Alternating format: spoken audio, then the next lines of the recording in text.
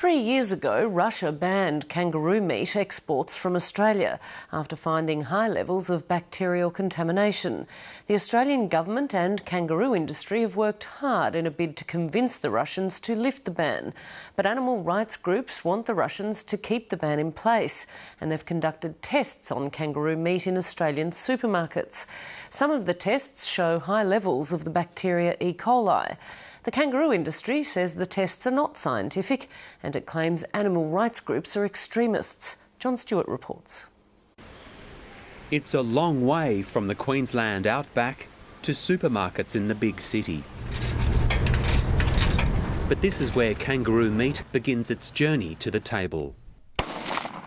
Kangaroo shooters store the carcasses in mobile refrigerators known as chillers and later drive the meat to processing plants.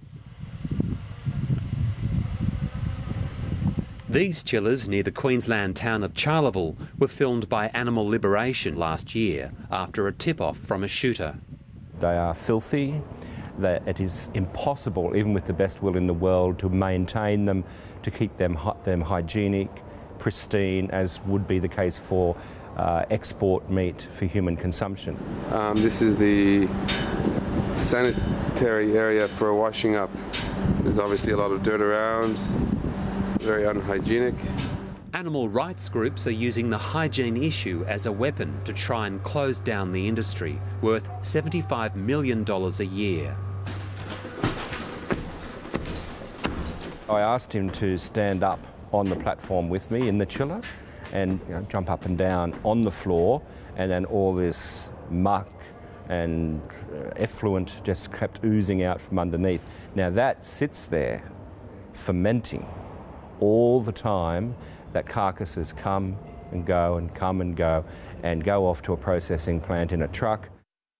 As part of their campaign, the animal rights groups purchased kangaroo meat for human consumption from Coles, Woolworths and IGA supermarkets in Sydney, Melbourne and Brisbane, and had the samples tested in an independent laboratory. 8 of the 26 kangaroo samples tested positive for the bacteria Salmonella, and 11 samples showed relatively high levels of E. coli bacteria. Some of the levels of E. coli that we're finding are actually very disturbing. I mean, they're just at such high levels that the meat is just off. I mean, it's just completely off. You know, not all, just some of the samples are at that level. But when we compared what we found in kangaroo meat to, for instance, lamb, which is manufactured in a similar way, we just, you don't have that level of contamination. Woolworths' quality assurance standard for raw meat allows for an E. coli count of less than 10 colony-forming units per gram of meat. The kangaroo mince, which animal rights groups say came from this store in North Lakes, Brisbane, produced an E. coli count of 46,000 colony-forming units per gram and tested positive for salmonella. At this IGA in Cremorne, Sydney, kangaroo meat showed an E. coli level of 24,000 per gram and tested positive for salmonella. At the Neutral Bay Coles store in Sydney, kangaroo meat showed an E. coli level of 11,000 but did not test positive to salmonella. There are many different types of E. coli and only some are dangerous for humans. The test did not specify which types of E. coli were in the meat. According to animal rights groups, samples of lamb from the same supermarkets came up clean. The lamb results were almost nil, certainly absolutely nil for salmonella, and extremely minimal for E. coli, where compared to the kangaroo products, which were just off the wall. Associate Professor Vitaly Sinchenko is a specialist at the Centre for Infectious Diseases and Microbiology at Sydney's Westmead Hospital.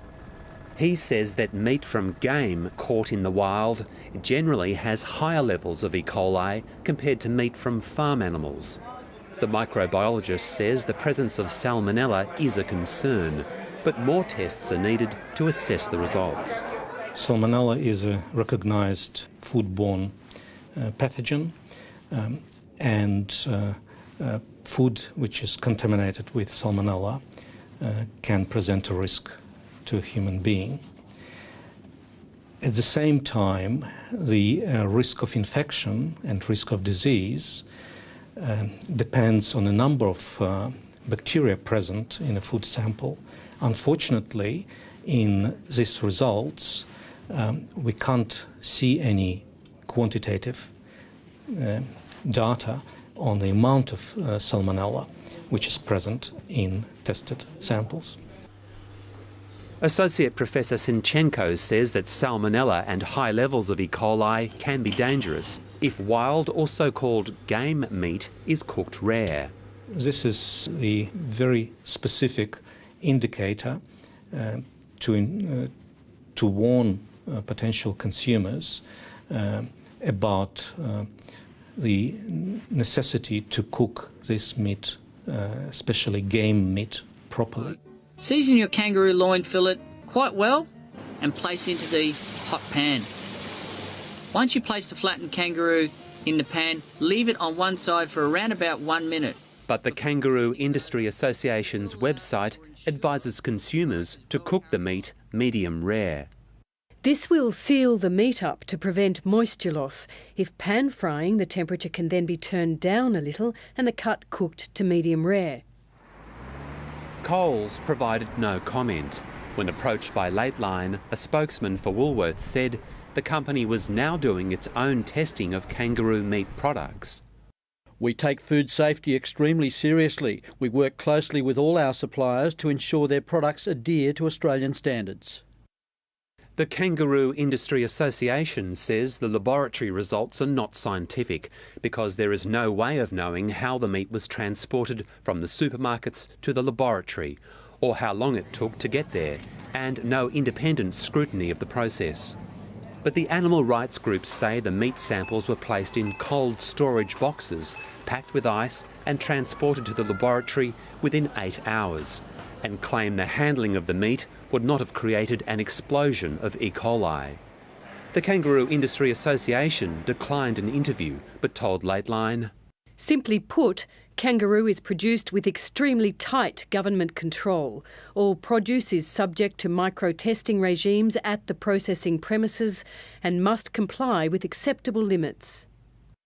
The New South Wales Food Authority said in a statement, There are no microbiological limits which apply to raw meat products, and the New South Wales Food Authority advises that kangaroo meat, as with any meat product, is safe for consumption if correct handling and cooking requirements are complied with. Associate Professor Sinchenko says that illness from eating kangaroo meat is extremely rare. We haven't seen any cases of food poisoning that we know of in New South Wales in the last 5 or 6 years coming from kangaroo meat. The kangaroo industry also claims there has never been a recorded case of food poisoning from kangaroo meat in Australia. Now the industry is lobbying the Russians to reopen the meat trade. But last month, Animal Liberation took their lab results to Russia to try to persuade authorities there to continue the ban. They are doomed because they cannot get the industry up to the standard. And they've had 3 years with a lot of money and some incentive, and they haven't got it anywhere near what is required. The Russian embassy says that before any decision is made about lifting the ban on kangaroo meat, a special delegation will visit Australia to inspect kangaroo meat processing in city and country areas.